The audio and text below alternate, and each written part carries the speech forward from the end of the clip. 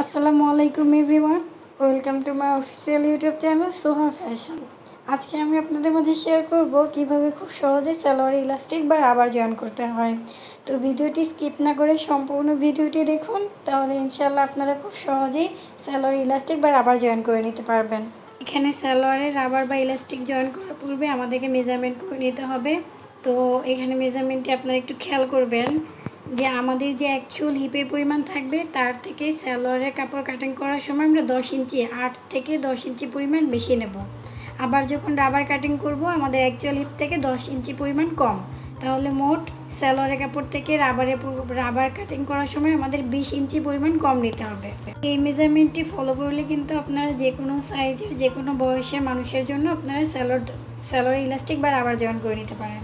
তো এখানে আমার অ্যাকচুয়াল হিপের পরিমাণ হলো 32 ইঞ্চি। তো 32 ইঞ্চি থেকে 10 ইঞ্চি কম হচ্ছে 22 ইঞ্চি। তো আমি রাবার 22 ইঞ্চি পরিমাণ কেটে নিচ্ছি। তো এখানে আমি আবারও বলছি, আপনাদের যে অ্যাকচুয়াল হিপের পরিমাণ থাকবে তার থেকে আপনারা রাবার 10 ইঞ্চি পরিমাণ কম কেটে নেবেন। কারণ রাবার কিন্তু কয়েকদিন পরার পর অনেক ঢিলা হয়ে যায়, অনেকের অনেক প্রবলেম হয়। কিন্তু কেউ যদি খুব বেশি টাইট না পড়তে চান, ঢিলা করে পড়তে চান, তাহলে তারা 8 ইঞ্চি পরিমাণ কম করে কেটে নিতে পারেন। এখন আমি রাবার দুইটা একসাথে করে এভাবে করে সেলাই করে নেব। তো আপনারা খেয়াল করুন, আমি যেভাবে সেলাই করে নিচ্ছি আপনারা সেভাবে রাবারটি জয়েন করে নেবেন।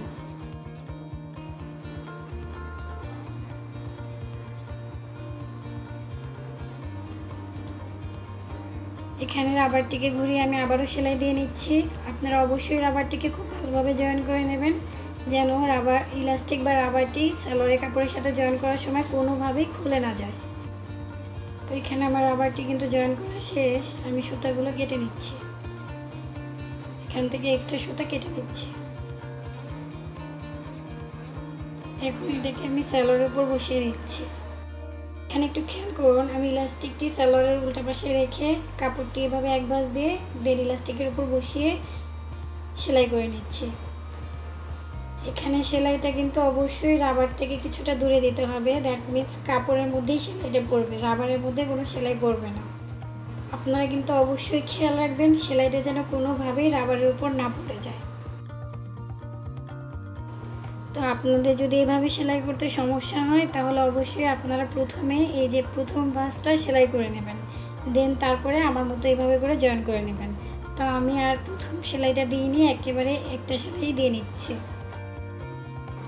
তো আমি এখানে কিন্তু খুব সহজভাবে বুঝিয়ে দিচ্ছি। তারপরেও যদি আপনাদের ইলাস্টিক বা রাবার জয়েন করতে কোনো প্রবলেম হয় তাহলে অবশ্যই আমাকে কমেন্ট করে জানাবেন।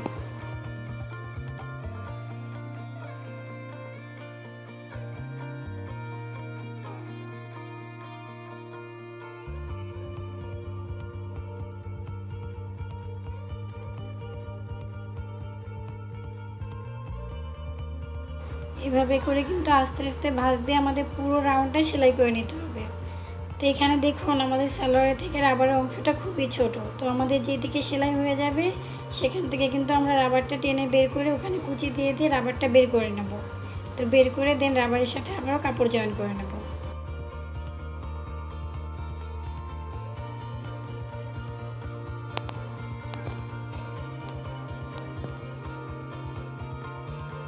তো দেখুন এই যে আমার রাবারের অংশটি শেষ হয়ে গেছে, এর জন্য আমি রাবারটি কিন্তু এই যে টেনে সেলাইয়ের অংশ থেকে টেনে বাইরে নিয়ে আসতেছি। তো আপনারা ওইভাবে রাবারটি টেনে বের করে নেবেন, দেন আবারও সেমভাবে আগের মতো করে সেলাই করে নেবেন।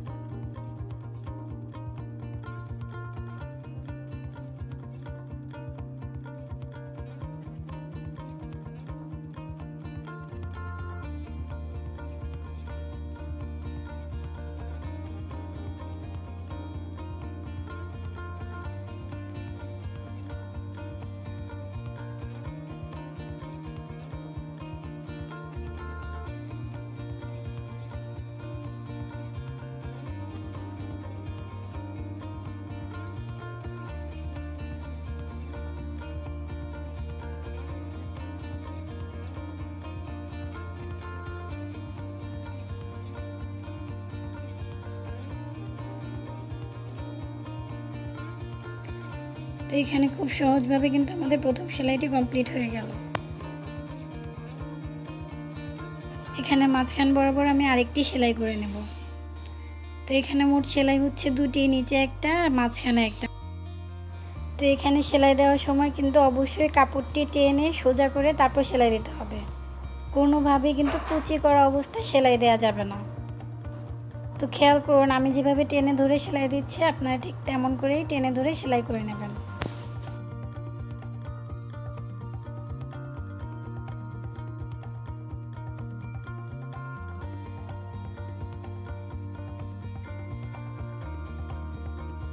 তো এখানে যে একদম টেনে সোজা করেই সেলাই দিতে হবে এরকমও না, মোটামুটি একটা দুটো কুচি থাকলে সমস্যা নেই, মোটামুটিভাবে কিন্তু সোজা করে সেলাইটি দিতে হবে।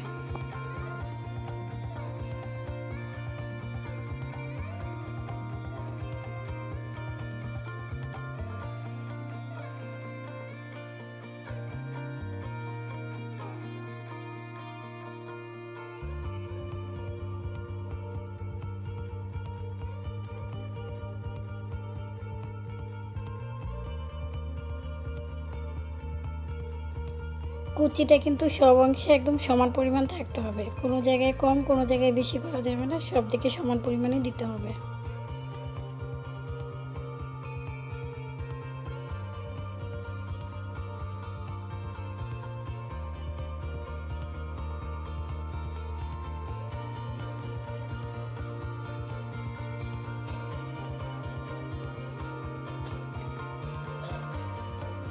তো আমার কিন্তু দুটি সেলাই একদম কমপ্লিট হয়ে গেল। এর সাথে সাথে আমার কিন্তু স্যালারি ইলাস্টিক বার আবার জয়েন করাও শেষ হয়ে গেল। তো দেখলেন তো বন্ধুরা কত সহজ স্যালারি ইলাস্টিক বার আবার জয়েন করা। আমার ভিডিওটি যদি আপনাদের ভালো লাগে, এই ভিডিওটি থেকে যদি আপনারা একটু উপকৃত হয়ে থাকেন, তাহলে অবশ্যই আমার চ্যানেলটিকে সাবস্ক্রাইব করবেন, লাইক কমেন্ট করে বন্ধুদের মাঝে অনেক অনেক শেয়ার করবেন।